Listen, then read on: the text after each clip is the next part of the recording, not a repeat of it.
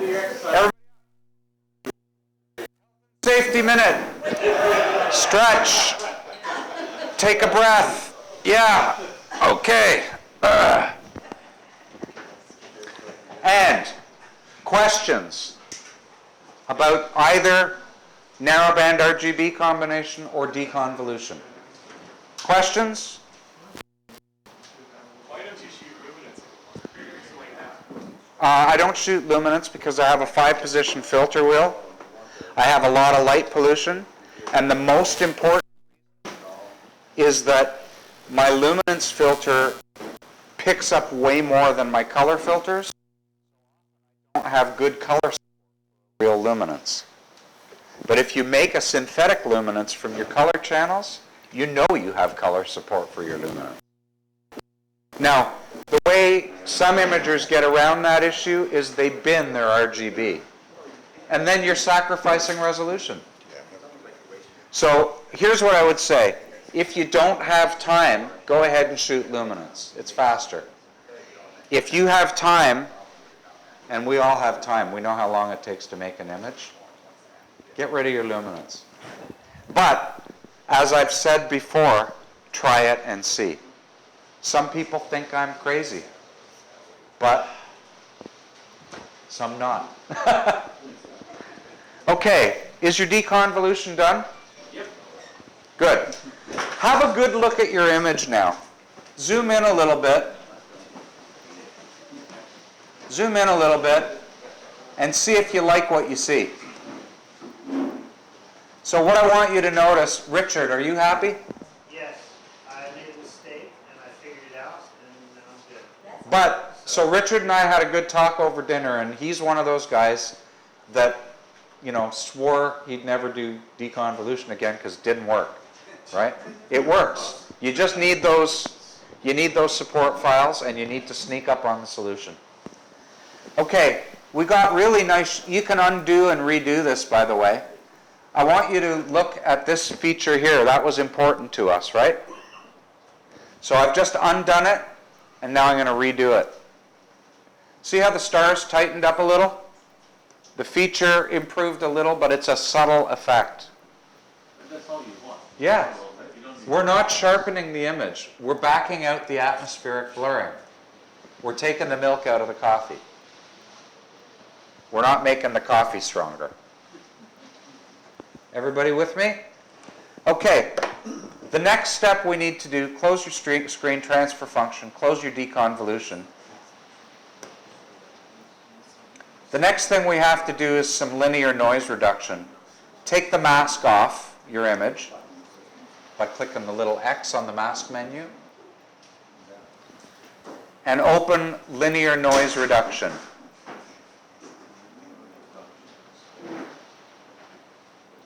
Okay, in any image, in any scene that we look at with our eyes, there are small features and big features. So if you look at me, the writing on my shirt are very small features. The tag is a slightly bigger feature. My shirt is a larger feature, and all of me is the largest feature. Okay? Those are different scales of objects. So why treat them all to the same process? My shirt isn't going to need as much sharpening. In fact, it might need some softening. Whereas I don't want to soften the tiny features that have a lot of detail in them. That's why we use a multi-scale process for noise reduction. Generally, you want the threshold parameter for the first layer to be at 3, and all subsequent layers less than 3. This is what I've homed in on. Yes? My workspace. I'm giving you my icons. Here, let's close this and open the command from the process menu. It's under multi-scale, and it's the middle one. If you click that, there's the default. Nothing. And if you apply that, nothing happens. This command, MLT, can be used for noise reduction or sharpening, just not both at the same time. Okay, we're going to close that and open my icon for linear noise reduction. And you'll see that I do most of the noise reduction at the smaller scales. The larger scales are already pretty soft. There's a script in the utilities called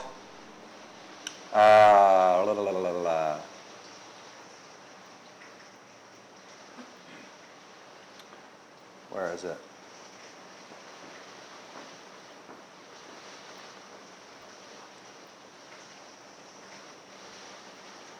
Oh, I guess it's not in there. Huh. There is one where you can actually extract the channels. Maybe it's in image analysis. I don't use this very often, this particular one, so hang on a sec. Wow, it's raining pretty good out there. Gary says it's in the version. Good. Ron, under image analysis, new script, you want to extract wavelet layers? Thank you. If you do that on your image, it'll show you each wavelet layer. There they all are. And you can do an auto stretch on them. So there's the residual layer. There's the layer 4 here. Layer 3, layer 2, layer 1. So you can stretch those and see what's in there. Noise hides in the small scale structures. When you created that icon and saved it, did you always save those same values for you? Once you saved it, yeah. And then you That's my starting point for every image. Yeah. For every image, this is my starting point. For this image, this starting point is the ending point. It works well. Okay, there's another really important thing, and there's a subtle twist to it. So this command, multi-scale linear transform, has a built-in mask tool. And if you click the preview, it's going to take a minute to load, and click on preview mask, this is not a true representation of the mask. To see the mask for real, you need to turn the screen stretch off. Okay? That took me forever to figure that out. You need to preview the mask. Preview mask, and then you need to get a real-time preview. Okay? Now turn off your screen stretch. If you want to adjust the mask a little bit, the only thing I ever touch is amplification. Watch what happens. All right? So this is, remember, black conceals, white reveals? Wherever it's white is where the noise reduction is going to be applied. The dark areas are going to be protected. But I like to be fairly aggressive at noise removal at this stage, so let's put it back. I think I would use like 130 here. Looks good to me. All right? Again, your mileage may vary. Turn off preview mask. Control A to get your automatic screen stretch back together. There it is. We don't really need the real-time preview. We do have a preview from before, so try applying that to preview. This is a high signal area, and good, it didn't damage anything. You shouldn't really see any change because that was protected. So let's go back to the main window and make it all fit. Take this preview by clicking the Edit Preview, which is Alt-E, or click here. Move that mask to a low signal area, or that preview to a low signal area, where we really want to take the noise out. And let's look at it again. Can you see the salt and pepper noise? It's kind of hard to see on here, but there is quite a bit of salt and pepper, particularly black, little black pixels in the dark area. Okay, apply this to that preview. Did you see it go away? Did you see it disappear on your own screen? Okay, if you're happy with it, go to the main image and apply it for real. Okay, and it's done. Now you can close MLT. If you tweak the settings, don't forget to drag, if you tweaked the settings, drag the icon back to linear NR, and you can replace it, and then you'll be able to keep what you did for the next time. Okay, now you can close it. Okay, so we now have a synthetic luminance. We made the luminance, and we deconvolved it. Then we reduced the noise, the salt and pepper noise. Now we're ready to stretch it. So turn your screen stretch off, open histogram transformation, reset it, and open a real-time preview. Drag your this should be it. You can click 1 there. Now drag your gray point to the left. You got your file name in there already, huh? Yeah. Drag your gray point to the left. Now you see all this dead space on the left side of the histogram? To clean that up, you need to move the black slider, which is buried in here. You need to move that to the right. You can't see it. So increase this to 50 or so. That just expands the scale so you can work with it. Take the black slider and bring it up to the toe of the histogram. This tells me how many pixels I've clipped. See how it's going up? Don't clip. If you clip 50 pixels, that's okay. But generally don't clip. Now that's not bright enough for me yet. So I'm going to go back down to 1 or maybe 10 so I can see both sliders. And I'm going to sneak in on the right stretch. Now for me, again, your mileage may vary. For me, the right stretch puts that peak between the first 2 vertical bars when I'm at 10. So I would encourage you to try that. So bring your gray slider about like that. Does that look like a nice luminance picture to you? Yeah? Okay. Close your real-time preview. Go back to, you've got the image. Make sure there's no mask on. And apply it. Close histogram transformation. Now, let's open up the narrowband RGB again, because we're ready for step 3. So remember, step 1 was process the chrominance. Step 2 was make and process the luminance. Step 3 is to combine them. To combine them, you need LRGB combined. Some people like to do a linear fit at this stage. I don't. So LRGB combined, and you'll see I've loaded up Synthel as my luminance source. I don't want to replace the RG and B channels in the RGB or the narrowband RGB image, so those are unchecked.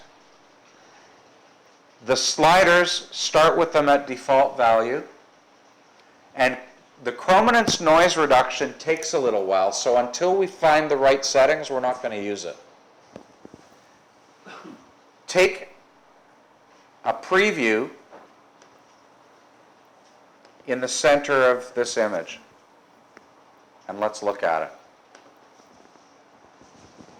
Everybody there? Okay. Let's apply this to the preview. Sorry, turn off your... Okay, what just happened? Oh, I bet I know what just happened. We haven't stretched this. Right? We haven't stretched this. Okay, let's stretch it. Actually, before we stretch it, let's apply linear noise reduction with exactly the same settings that we used on the synthetic luminance. Remember, the chrominance is made from the same channels as the luminance. So the noise reduction settings that we found should work for both. You're putting All I did, which image? I dragged linear noise reduction to NB RGB. Okay. Okay? Now open histogram transformation, reset it, and go through the process like we did of, For the NRGB image. yeah, for the NRGB, stretch it so you get a nice thing that looks similar brightness to our synthetic luminance. And you can use a preview to help you find that.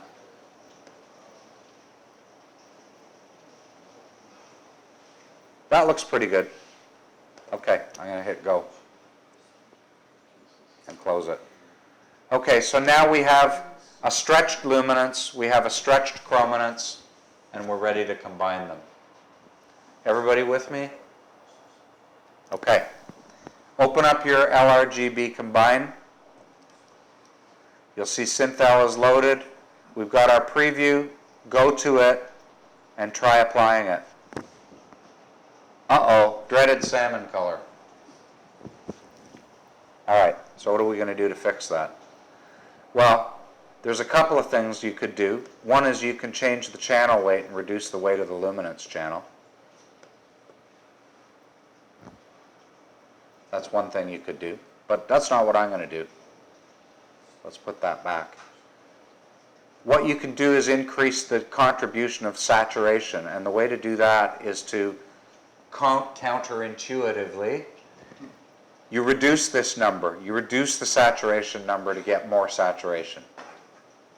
That's one of the goofy things in PIXINSIGHT.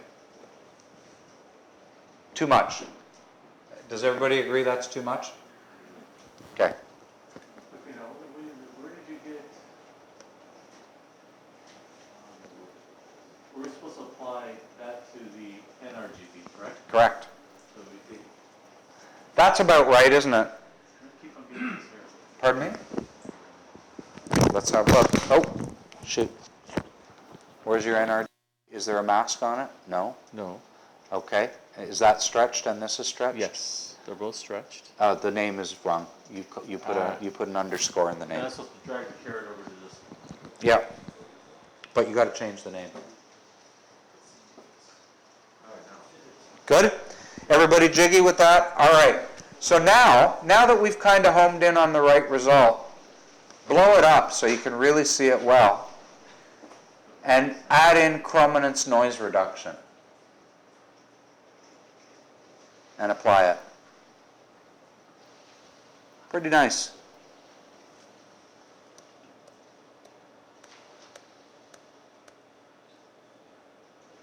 In particular, you're going to see a big improvement in these areas here, which to me look full of speckly green noise until I add the synthetic luminance, and now they look like dark nebulas. Now, I got a very salmon pink color. Yeah, move the saturation slider to the left. I have mine around 34, but you could put it even down as low as 27, 25. Okay? How's everybody with this now? In good shape? Okay, we're ready to apply it to the main image. So go to your main image and apply it and see what you think.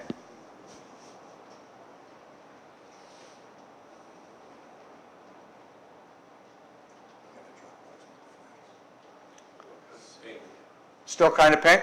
Okay, we can fix that. We have the technology. So what actually is being done here when you combine? Pardon me? What actually is being The luminance, so the RGB image is being converted to an LAB image, so luminance and two chrominance channels. And the luminance of that image is being replaced by my synthetic luminance. That's what's actually happening. going into the different Yeah. color spectrum? So there's, again, two things you can do. If you find this too pink, you can use your synthetic luminance as a mask at this point and change the color saturation. Oh, let's use the curves tool. So we'll close that. Take the curves tool. Look at a preview. Oh, wrong file selected. That's the one I want. Look at a preview. That doesn't really look too pink to me. But anyway, for argument's sake, increase the saturation. And really, you really want to increase the saturation in the less saturated areas and not do too much to the very saturated areas. Does that look better? I mean, it's not looking on there like it looks on here. It's close, but I mean, feel free to come have a look here. I don't know if, No, I think we're, yeah.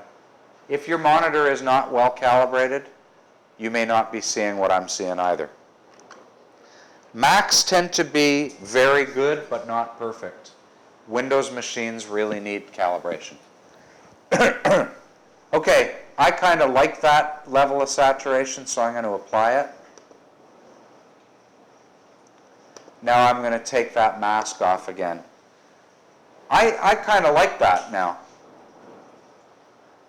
So at this point, we're ready to do, we've got a stretched image, we've combined the luminance and the chrominance. Now we want to do some nonlinear noise reduction. Here we need a mask, and it turns out our luminance makes a great luminance mask. So apply it, and then using the mask menu, invert it. So now we're going to focus our noise reduction efforts on areas where there's no stars and no nebula. Everybody with me? Okay, there's a little icon at the top here. Invert mask. Shift-Control-J. So masks can be used either way, right? In this case, we want to protect the stars, we want to protect the nebula, and focus our noise reduction on areas where we just have background. So to see how this is going to work, we want to take our preview number 2 and drag it down to a low signal area. Select it and make the mask invisible, remember, with Control-K or that magnifying glass icon. Have a good look at the noise in there right now, maybe zoom in more. And open up TGVDN. TGVD noise. Everybody got it open? It's an icon halfway down my icon list. That's a French one? No, it's not. You think très grande vitesse, high speed, that's the TGV train. But no, this is total generalized variation. It is the premier noise reduction tool that I've ever used. Okay, in this case, remember I told you mostly where we see detail is in the luminance. I don't apply it to the chrominance, so don't use RGB mode, use CIE-LAB mode. Go to chrominance and deselect it. I don't want to apply it to the color channels, not necessary. Go to lightness.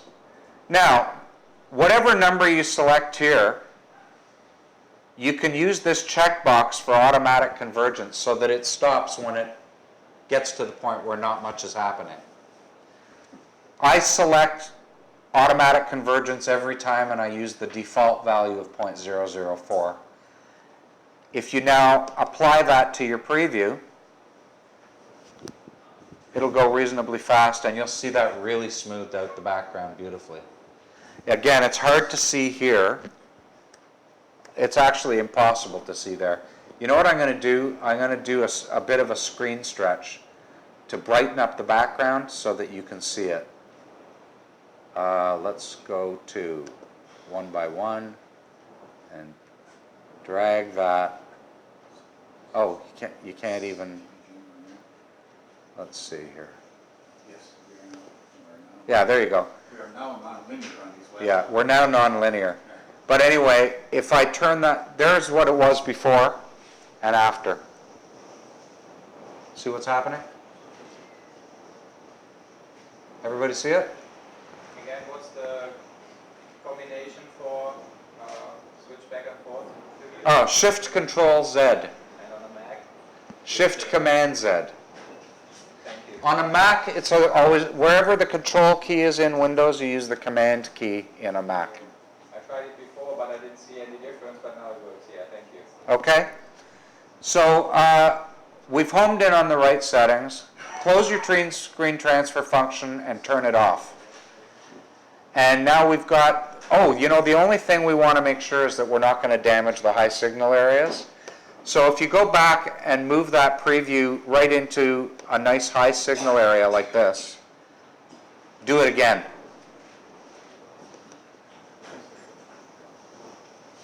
There's a little bit of noise reduction happening. It's taking away the noise we introduced when we deconvolved, but it's not damaging the image, because it's well protected. Okay? So now we think we've got the right settings.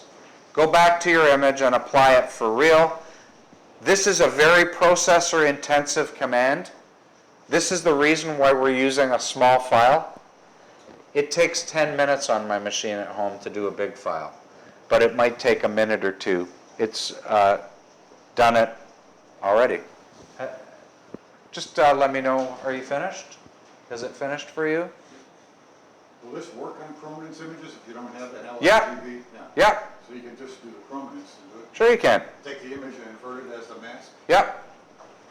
Actually, if you want to do it with a chrominance image, make the mask by extracting the luminance. Okay, take the L out of it. Right? But before you do that, it's important to run another command. Process, color spaces, RGB working space.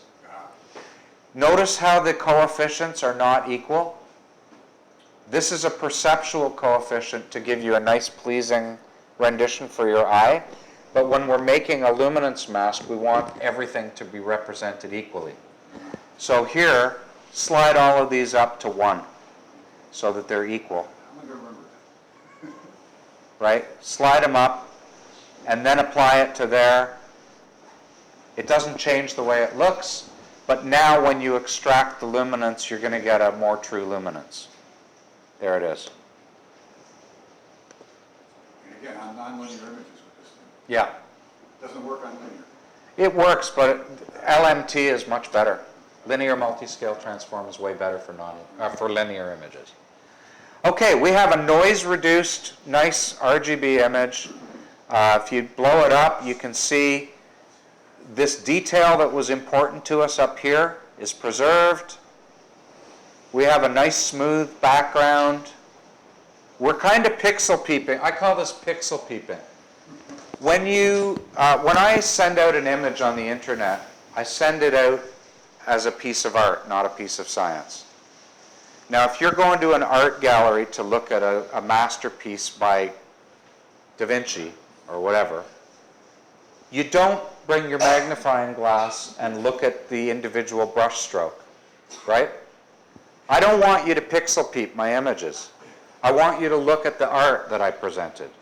So I pixel peep when I'm processing to make sure I'm not introducing artifacts, but that's not how I expect you to look at them. I expect you to look at them at 100%, which is here. And to me, that looks pretty darn good. Again, it's a little bit soft up here. I'll see if I can. I mean, that looks pretty darn good, I would say. Now, how do you guys like what you're seeing on your screens? Pretty good? Decent? Pinkish. A little pink? Is your monitor calibrated? On the course, I left a few steps, but Okay. I think the color is not the most important. The noise reduction is. Yeah. For a lot of people that are attending today, I know deconvolution is what's really important. And I hope we nailed that for you. The 3 support files, the sneaking up on the dark de-ringing and so on. So there's only one step left to do for me here, and that is to saturate the star colors a little more. So you see I've got a nice yellow and some blue here. It actually looks like the blue, it might be even a little bit out of alignment. So let me show you a technique to fix that out of alignment. Find the star that you want to fix and make a preview around it.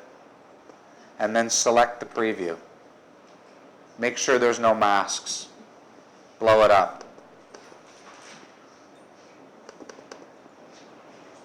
Actually, I don't see, that doesn't look bad now anyway.